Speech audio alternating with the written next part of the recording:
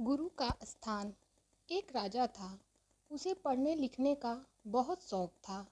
एक बार उन्होंने मंत्री परिषद को अपने लिए एक शिक्षक की व्यवस्था करने को कहा। शिक्षक राजा को पढ़ाने के लिए आने लगा। राजा को शिक्षा ग्रहण करते हुए कई महीने बीत गए, मगर राजा को कोई लाभ नहीं हो रहा था। गुरु तो रोज खूब मेहनत करते थे, परंतु राजा को उस शिक्षा का कोई फायदा नहीं हो रहा था। राजा बड़ा परेशान। गुरु की प्रतिभा और योग्यता पर सवाल उठाना भी गलत था, क्योंकि वे एक बहुत ही प्रसिद्ध और योग्य गुरु थे। आखिर में एक दिन रानी ने राजा को सलाह दी कि राजन, आप इस सवाल का जवाब गुरुजी से ही पूछ कर देखिए। राजा ने एक दिन हिम्मत करके गुरुजी के सामने अपनी जिज्ञासा रखी। हे गुरुवर, क्षमा कीजिएगा, मैं कई महीनों से आपसे शिक्षा ग्रहण कर रहा हूँ, पर मुझे इसका कोई लाभ नहीं हो रहा है। ऐसा क्यों है? गुरुजी ने बड़े ही शांत स्वर में जवाब दिया।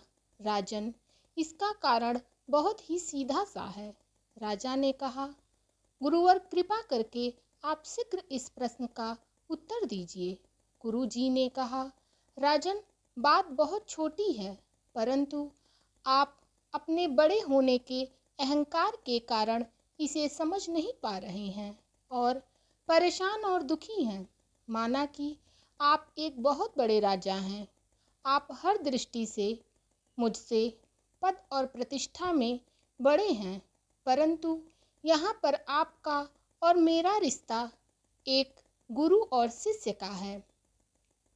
गुरु होने के नाते मेरा स्थान आपसे उच्च होना चाहिए, परंतु आप स्वयं ऊंचे सिंहासन पर बैठते हैं और मुझे अपने से नीचे के आसन पर बिठाते हैं। बस यही एक कारण है जिससे आपको ना तो कोई शिक्षा प्राप्त हो रही है और ना ही कोई ज्ञान मिल रहा है।